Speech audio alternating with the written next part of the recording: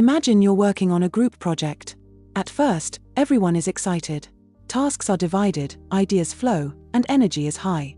But as the deadline approaches, you notice something. A few people seem to be doing most of the work, while others fade into the background. Some hardly contribute at all, yet they'll share the same grade or recognition in the end. This isn't just laziness, it's a well-documented psychological phenomenon called social loafing. It happens when individuals put in less effort while working in groups than they would if they were working alone. The idea was first studied in the late 1800s by a French engineer named Maximilien Ringelmann. He asked people to pull on a rope, both individually and in groups, and measured their strength. What he found was surprising. As the group size increased, the average effort of each individual actually decreased. People weren't pulling as hard when they were part of a team. This became known as the Ringelmann effect, and it's one of the earliest demonstrations of social loafing. So why does this happen? There are several psychological reasons. First, there's the diffusion of responsibility. In a group, the outcome doesn't fall on any one person alone. When success or failure is shared, it's easier for individuals to step back and assume someone else will pick up the slack. Second, there's a sense of anonymity. In larger groups, individual contributions are harder to measure. If no one can tell exactly how much effort you're putting in, the temptation to coast grows stronger. Third, motivation itself can be affected. If someone feels their effort won't make a noticeable difference, whether the group is destined to succeed or fail, they may unconsciously decide to save their energy.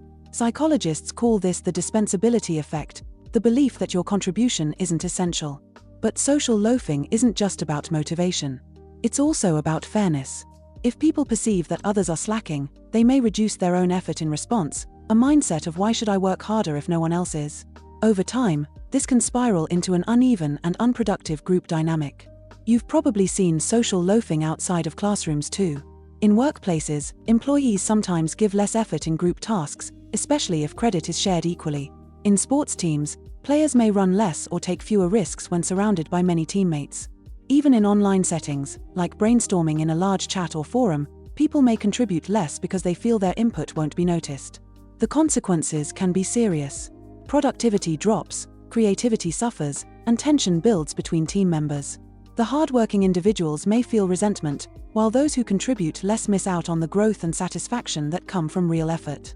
But here's the good news: social loafing isn't inevitable.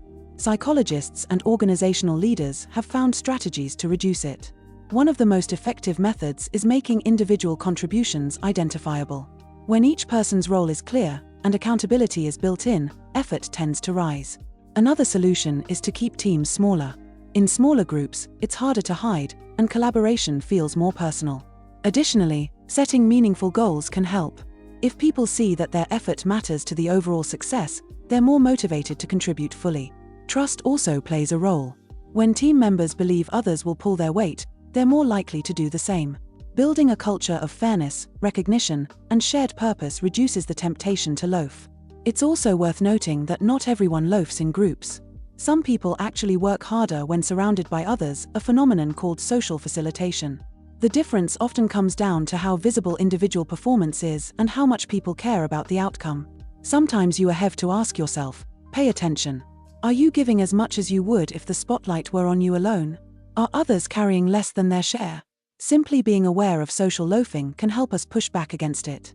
Because while groups have incredible potential for creativity and problem solving, that potential only becomes real when each member brings their full effort to the table. Social loafing reminds us that collaboration doesn't automatically equal productivity.